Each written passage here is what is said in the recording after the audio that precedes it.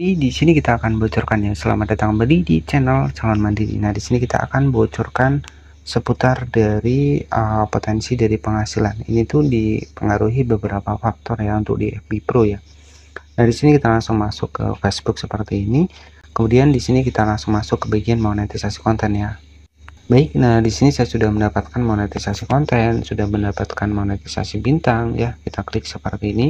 Ada langganan, ada monetisasi konten. Jadi ada beberapa faktor nih yang mempengaruhi untuk potensi penghasilan kita di FB Pro. Mengapa sih kecil?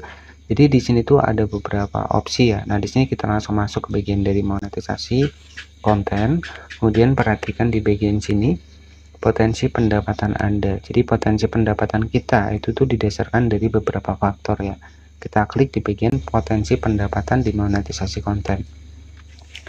Nah, jadi yang perlu diketahui di sini hal yang mempengaruhi potensi pendapatan. Nah, jadi kalau pendapatan nggak bertambah, pendapatan turun, ini berdasarkan dari hal yang disebutkan di sini.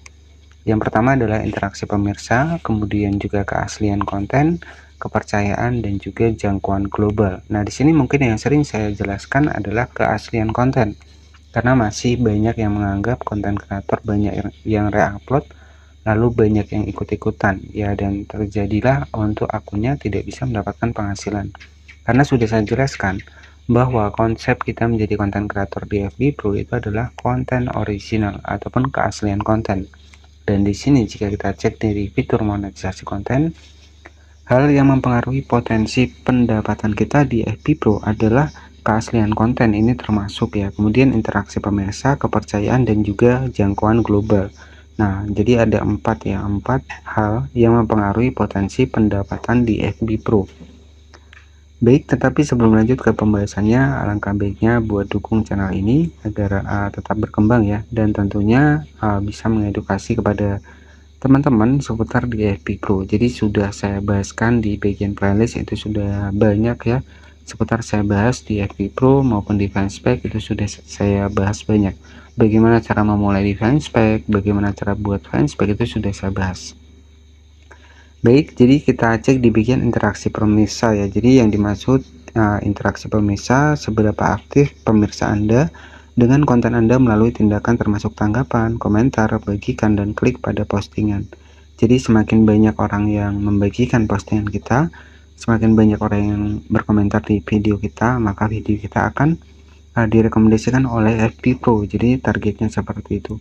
Kemudian di bagian keaslian sendiri, apakah yang dimaksud dengan keaslian konten, itu seberapa unik konten Anda dan apakah konten tersebut diproduksi oleh orang atau perusahaan produksi yang sama dengan yang mengunggahnya. Jadi sudah jelas, jadi konten keaslian adalah konten kita sendiri. Jadi kita tuh harus menggunakan video sendiri ya. Nah, bagaimana cara meningkatkan keaslian konten? Orang-orang di Facebook cenderung lebih suka melihat konten yang unik atau dibuat oleh kreator yang membagikannya. Berusahalah untuk membagikan konten baru atau tambahkan sentuhan Anda sendiri pada konten yang terinspirasi oleh konten kreator lain. Nah, artinya ya memang kita harus menggunakan konten asli, dan kemudian jika kita menggunakan konten re-upload ya kita wajib menampilkan untuk wajah ya. Jadi sudah dijelaskan kita wajib menampilkan hal yang berbeda. Nah, jadi seperti itu. Kemudian yang ketiga adalah kepercayaan. Nah, untuk dibikin kepercayaan sendiri di sini itu kontribusi Anda penting membagikan konten unik ya. Kemudian jangkauan global. Nah, jangkauan global di sini itu untuk negara yaitu Indonesia dan Malaysia yang paling banyak di akun saya. Nah, jadi seperti itu ya untuk 4 hal yang mempengaruhi potensi penghasilan di FB Pro. Jadi ketika banyak yang like, komentar, banyak yang share, penghasilan kita akan naik. Tapi kalau nggak ada ya wajar saja penghasilan kita nggak bertambah.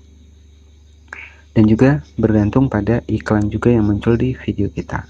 Jadi seperti itu, dan nanti kita akan banyak bahas karena di sini kita hanya bahas 4 hal yang mempengaruhi potensi pendapatan di FB Pro. Jadi kita sudah bongkar semuanya. Oke, jadi nggak usah lama-lama. Terima kasih yang sudah menonton. Jangan lupa subscribe channel ini. Selamat malam, dan pasti tetap semangat karena di FB Pro pelan-pelan sudah mulai ada perubahannya. Jadi ya tentunya kunci utama di menjadi konten kreator di FB Pro adalah tingkat dari konsisten yang kita lakukan. Terima kasih, semoga berhasil semua buat konten kreator termasuk yang masih pemula ya. Semoga bisa dapat monetisasi konten juga. Terima kasih dan selamat malam.